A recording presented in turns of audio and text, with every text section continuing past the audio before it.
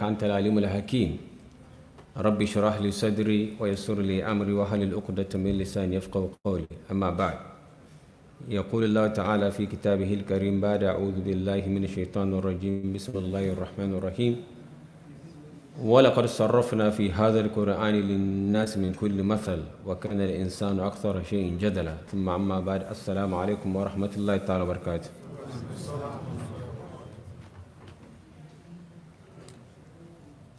My respected elders, brothers and sisters, we thank Allah subhanahu wa ta'ala for this day, and we thank Allah subhanahu wa ta'ala for everything. I was actually contemplating about the topic, but the Sheikh just said be very careful he doesn't take sugar. So let us use sugar as the topic. You know, sugar is very sweet, and according to scientists, Allah subhanahu wa ta'ala, out of His infinite mercy and wisdom, has actually given us the taste buds so that we'll want, to have some sweet stuff. But that actually links us to what Allah subhanahu wa ta'ala says throughout Al-Quran when it comes to food.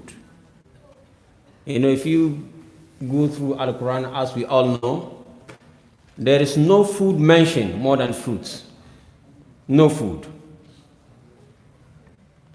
And that's why if you look consistently, Allah subhanahu wa ta'ala, when He talks of food for the people of Jannah, it's fruits, fruits, fruits. In a chart you find meat, but then it's specific meat. But then over 95% of the time, it's about fruits. And even in this dunya, we all know about the nutrients compacted in fruits. And by extension, vegetables that Allah subhanahu wa ta'ala has given us so that it will benefit the body. But instead of munching, fruits and having all these healthy, sweet snacks made by Allah subhanahu wa ta'ala like dates, we have dates, we have grapes, we have, you name them. We actually prefer something quick, easy, cheap, and on the go. And that is where sugar comes in. I gave a lecture, I think, a few days ago, and I said, any married man that takes sugar is not being fair to his wife. And people kind of like, what's going on? And I'm not saying it's haram, but if you hear my lecture, there is one ayah that I never leave it by itself. And that food should have two measurements. It should be halal and it should be tayyib. The very verse that we all know, بعد أعوذ بالله من الشيطان الرجيم. يا أيها الناس كلوا مما في الأرض حلالا طيبا ولا تتبعوا خطوات الشيطان إنه لكم عدو مبين. The very fact that Allah subhanahu wa ta'ala qualifies food, even though it's halal with tayyib, which Ibn Kathir describes as nutritious food, is because it has an impact on your life. There is no such thing as gray line when you eat food. It either heals, that's one, or it harms. They both age. You just have to decide which age you want to go with, healing or harming. And as such, sugar, we are used to sugar, and sometimes it takes discipline to actually stay away from sugar. But when the brothers actually said, why are you saying that a married man should not take sugar? And I say that because it makes men weak. Why? Because sugar thickens the blood. If it thickens the blood, which means we have what is called the penile artery, so not going to get enough blood. And so you spend less time when you are expected, to move from London to Birmingham. A person moves from London, by the time he gets to, what is the next city? Luton. Leicester, right here. Luton. Yes, Luton. You know, you are expected to move from London to Birmingham. And then you get to Luton and then you stop because you can't go any further. And sometimes we attribute it to old age, but that's not it. Physiologically, it's because we have our blood is thick. We have inflammation all over. And that's why Allah subhanahu wa ta'ala has put so many different foods, fruits and vegetables. Some of them, just by being deficient in just few of them, could be disastrous. And I'm just going to give you one example. We all know about the trace mineral called selenium. The Prophet ﷺ has actually encouraged Ali to take garlic. Not just when he's come to masjid, but the garlic is good. When you come to masjid, just, know how to. But other than that, the fact that the Prophet ﷺ has actually mentioned garlic tells you there's something unique. It's a source of selenium. A woman who is deficient in vitamin D3, and she happened to also to be deficient in selenium, that shoots up her risk of breast cancer. Just these few things. And so if you eat from different varieties, so we are actually fortifying the body. But if you want the quick way, even though Allah subhanahu wa ta'ala has given us honey and has actually put his guarantee here. The last time I think we did mention honey here. Fihi shifa'un linnas. But the Muslim says, hey, you know what? This is 2018, man. We live in a new world, man. So I just want sugar.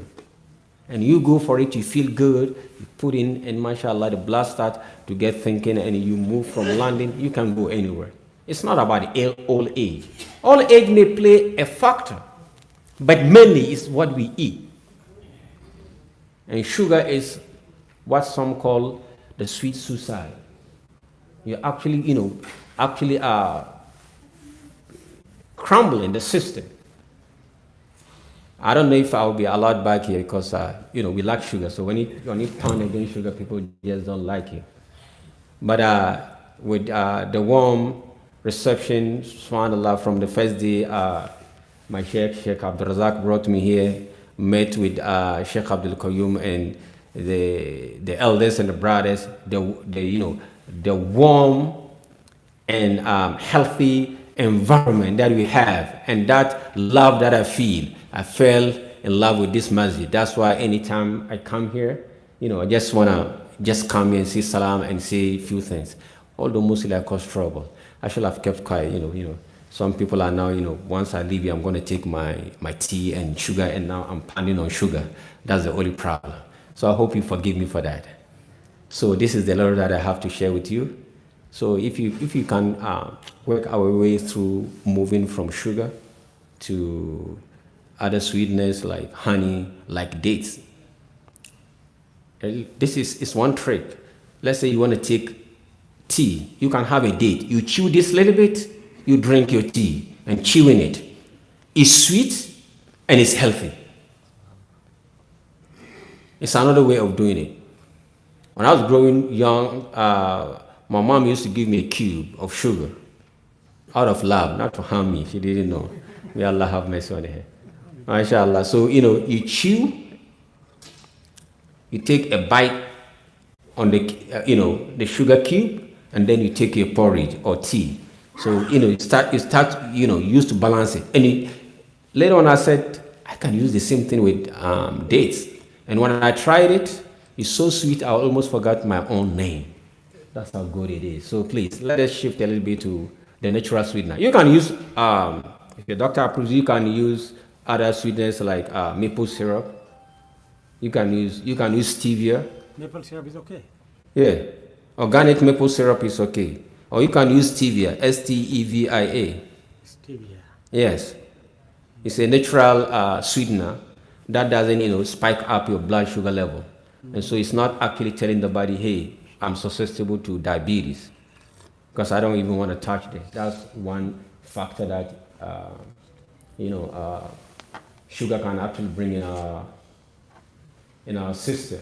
By spiking up the blood sugar level, the pancreas get angry, it shuts down, or the body gets resistant to insulin that is being sent. Then you go, they tell you are hyperglycemic, and diabetes is on its way, simply because the tongue has been tantalized, to the highest level, which shouldn't be the case. So in a nutshell, this is what I got, and I'm sorry for, from ruining your party, but that's what it is. And so if you're not taking sugar with tea, which is healthy, which means when it comes to the soft drink, right? Minerals, how do you call it in your place? Soft drinks. They just soft on the tongue, monitor the system. So we should try as best as we could to serve it from there. What is Jazakumullah khairan? If you have one or two questions, you can ask inshallah. Jazakallah khairan. Are you not giving us any more benefit? Oh, you want more? Yeah. Okay, let us take another food that people like to destroy it. In any case, inshallah, as our Sheikh said, I came with Sheikh Okasha, the youngest Mokri in America, and on the 17th, as most of you know, on the 17th at Edmonton Masjid, between 7 to 10 o'clock, we're going to have a conference. And that's when we're going to fasten our seatbelt to hear from the Sheikh. We heard some very disturbing news about how the youth attack each other and stuff. And the question is why? It's part of what we should be looking at from Quranic point of view, hadith, and mashallah, psychological, emotional upset. What is actually causing this? Because as Muslims, we are problem solvers. We're not problem causers. And as our Sheikh beautiful asked, Hal jazawul ihsan illa li ihsan, derived from Surah Al-Rahman. Britain has done a lot for us. What are we giving back? We should be producing good Muslims, because you can never be a good Muslim but a bad citizen. That's impossible. A good citizen, by extension, is a good citizen. A good Muslim, by extension, is a good citizen. MashaAllah. So that's what we'll be discussing over there on the 17th, inshallah. But for now, from what our Sheikh said, let me just add one thing. And from then we can ask questions. When we talk of deficiencies, sometimes deficiency can actually compound with emotional upset. And I'm going to give you one example. Sometimes you see a woman complaining of body pains, and then they'll take her to a doctor, and the doctor, the GP, right? The GP will go through and everything is all right, but then she's not feeling good. I remember one of our professors, Dr. Isa, in Mumbai. He said, disease has become so scientific that there is hardly any healthy person alive. So there comes a time when when you go back to Al-Quran, you see it deals with the emotional and psychological aspect of mankind. And so sometimes you find if everything is all right and the lady is complaining of problems, body pain all over, well, it could be related with the relationship between her and her husband. A woman who gets stressed out by the husband, and she keeps things by herself, not having someone to actually complain to him or her, that could cause these problems. And so if you take her to her GP for the next 10 years, he cannot figure this out.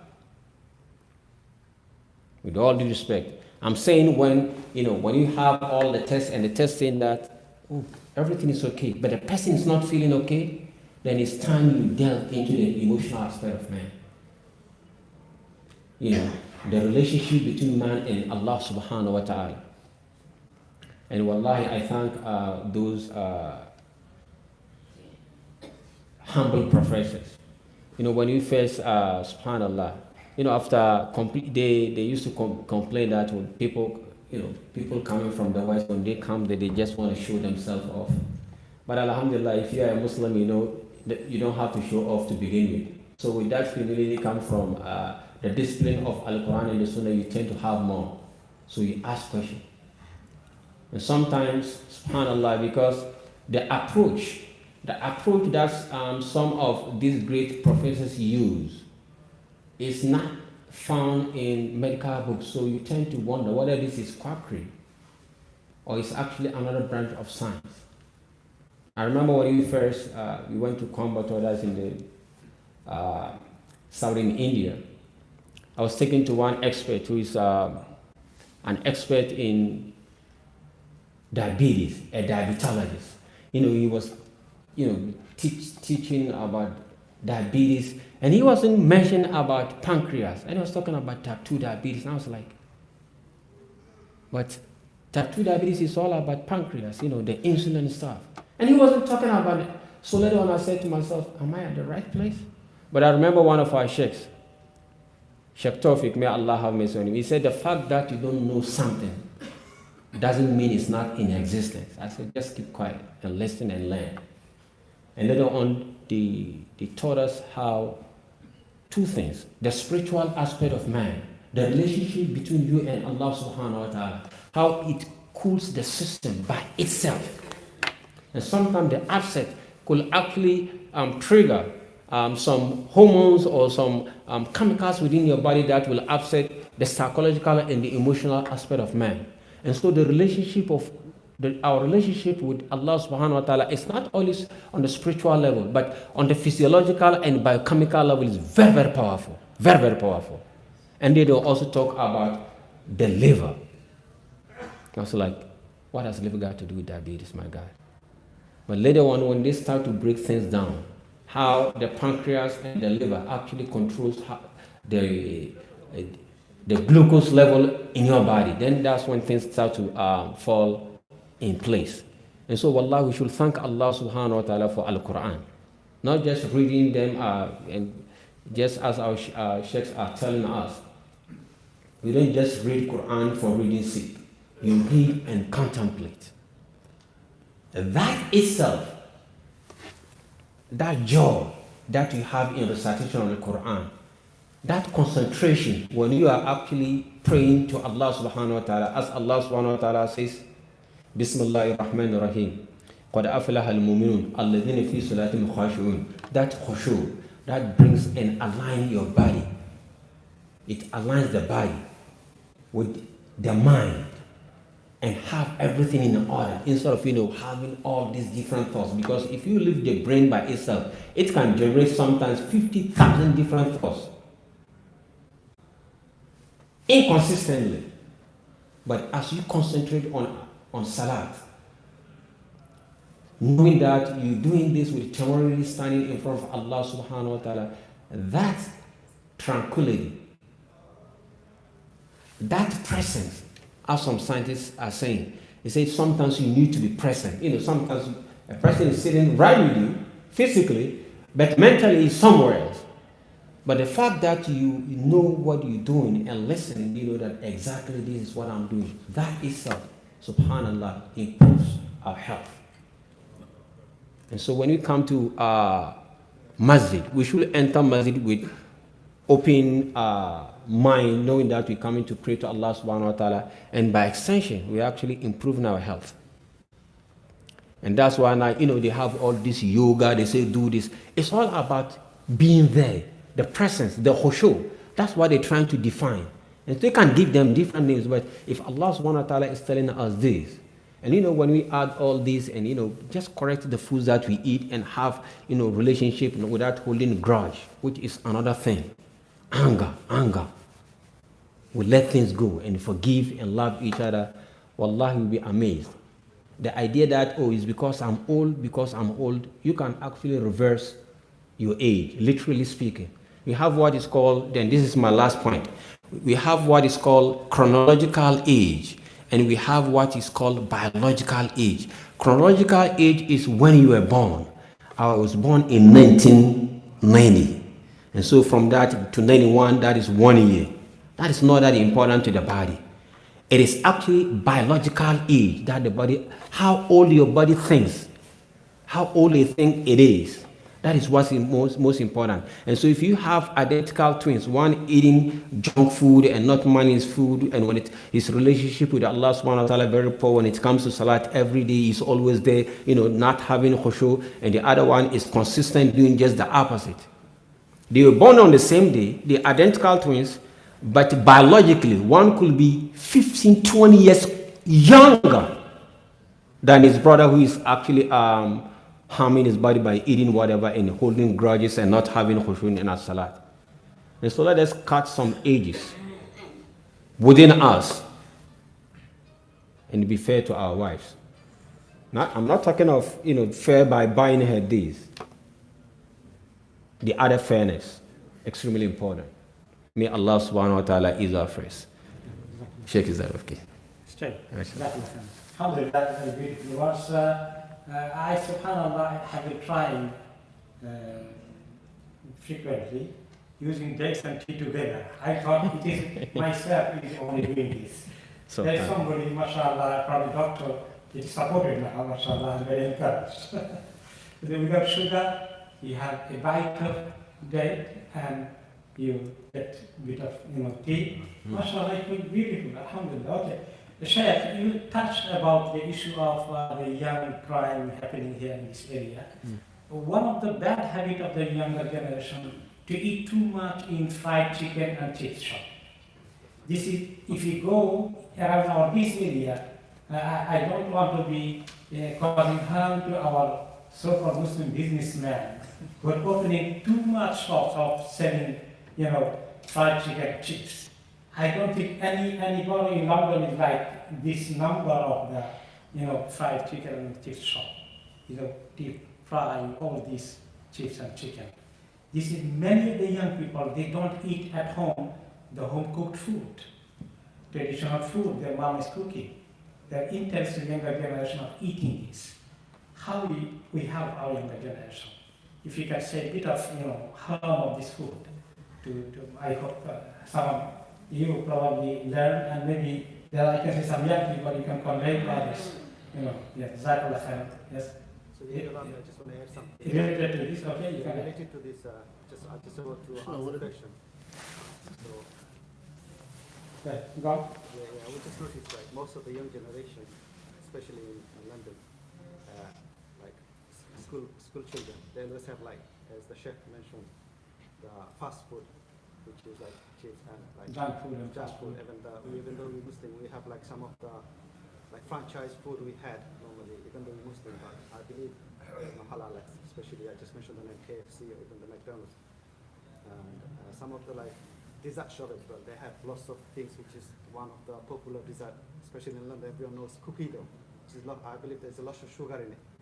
Even once I had it, I don't know, just part of my question, I feel like you have to lots of water after that, because I believe there's a lot of sugar in it. Why does it happen? And how we can like save our children to not have this kind of food? Become hyper. Become hyper, yeah. As another question, one of my wife, it was like she said she feel depressed, and most of the time she had like fast food and this kind of dessert. So how can I advise her not to have this kind of food? And, the first place, in order to preserve the meat and have it, look fresh and stay longer, they apply nitrates.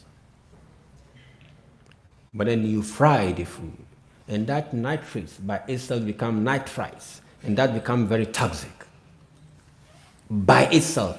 I'm not talking of, I'm pretending I've forgotten about the protein, how it's being denatured, how when you eat it, how it turns. Biochemically, it's just like eating plastic. I know, person, what has that got to do with plastic? What is plastic made of? Oil. Right?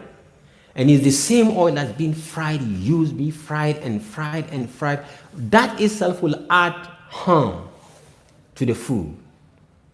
And any fried food, any food that you fry, the moment you fry it, you actually drastically cut its health benefit. It may taste good, but I'm talking of health. And these are the foods that we give to our children. We have every right to blame them, but we should take part of the blame. We supply them with those foods. And so if I get into, fast food business and I realize that it's not being healthy, contributing healthily to the youth, I might want to, from time to time, adjust. You can still sell foods, but healthy food. Sometimes you say, but if I take the junk food, I make more money. Money is not everything. Money is not everything, actually. You rather earn less and help Muslim people than harming them knowingly and getting much. It doesn't worth it.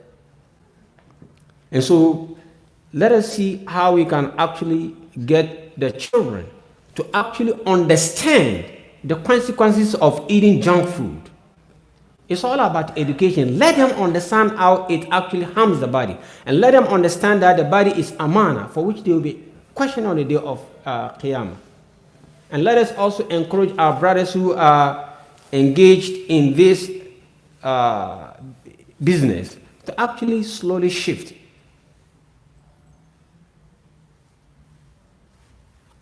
To actually slowly shift and provide them with healthy food. I hope you understand, please. And so we do our best, teach them, and also get those engaged in those business to actually slowly shift. And so we have 3 points. The parents do on their own. Ensure that whenever you're giving them money, this is what you encourage them to buy. Or if possible, cook at home. Secondly, it has to do with the education. Let them understand the health benefit, and the harmful effect of the food choices that they make, and then encourage people who actually supply them these in our, we can actually have all of them shift to provide healthy food. And when the youth ask, why is it that in this area we don't have this food? You say, because we love you so much, we don't want to harm you. This is what we got for you.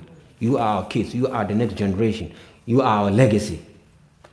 The youth, they have problem, but the link has cut between us and them. Communication. We don't know our children anymore. Our fathers, look at them. May Allah subhanahu wa ta'ala bless them. The way they raised us. Today, even though if you don't want to pray, you don't want to pray. But we don't feel comfortable unless we come to the masjid. The youth is just the opposite. Anytime you bring to the masjid, they just want to go out. So something is actually missing. And food is playing a critical role in the way they think, the way they decipher information, the way they actually behave, are all compacted in foods. And inshallah, that's why on the 17th, I've apportioned 1 hour on interaction and answering questions specifically on variety of this. And in there, inshallah, I'm going to show some of the chemicals, some of amino acids that can turn the youth to become violent or to calm them down. The same amino acids. Where is the amino acids coming from?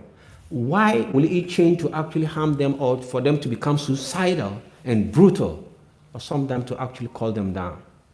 Inshallah, we're going to expand on that.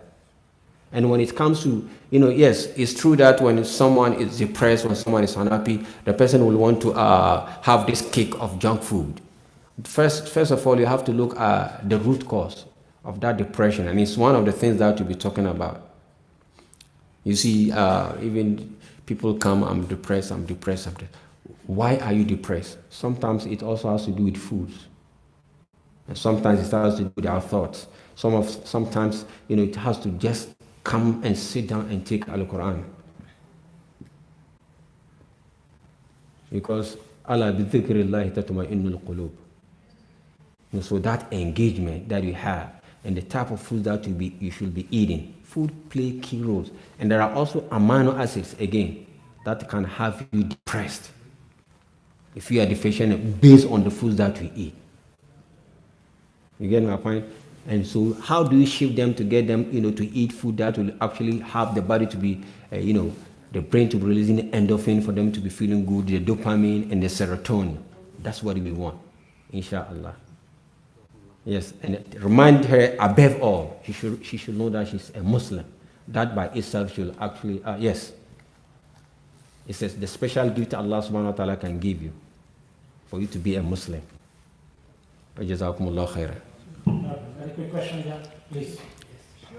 I mean, thank you very much. I think we're blessed to get to these topics, not discussed. I hope, personally, I benefit a lot.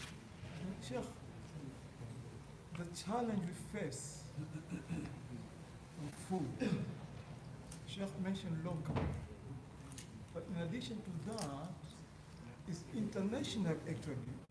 The food production produced by big multinational corporation, like Monsanto is one of them, actually you see, is the food actually you see which is supplied to every home. Is even if we stop local here, but I mean that food actually reaches us, and we know that toxic food from these big multinational corporations, you see. Or soft drinks.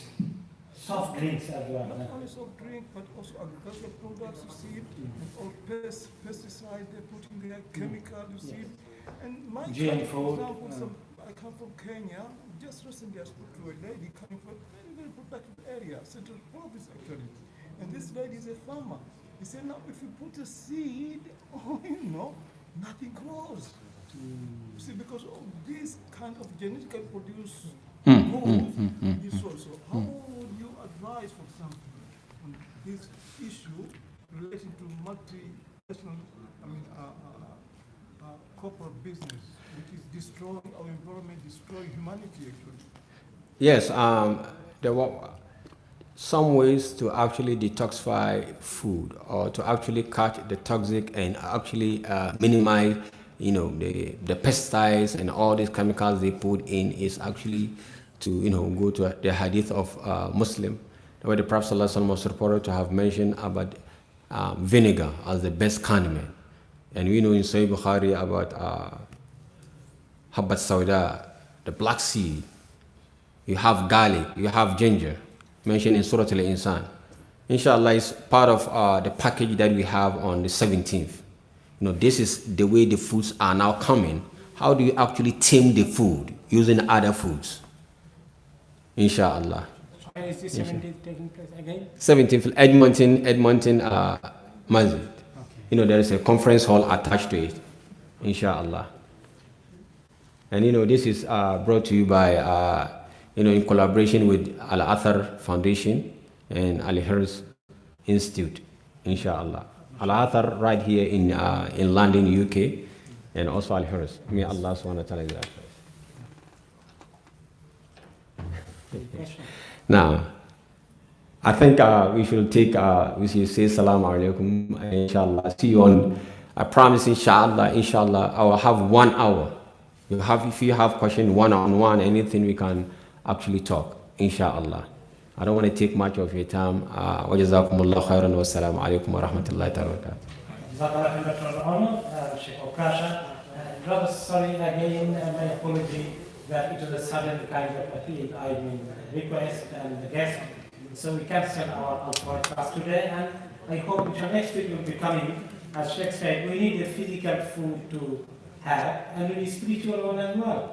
And Ibn al-Qayyim, beautiful book Al-Fawaid, give us so much spiritual food, spiritual thought for ourselves, which we need. Inshallah, and next week, as we said, supposed to be Ibn Mas'ud Rabbi'an's wisdom.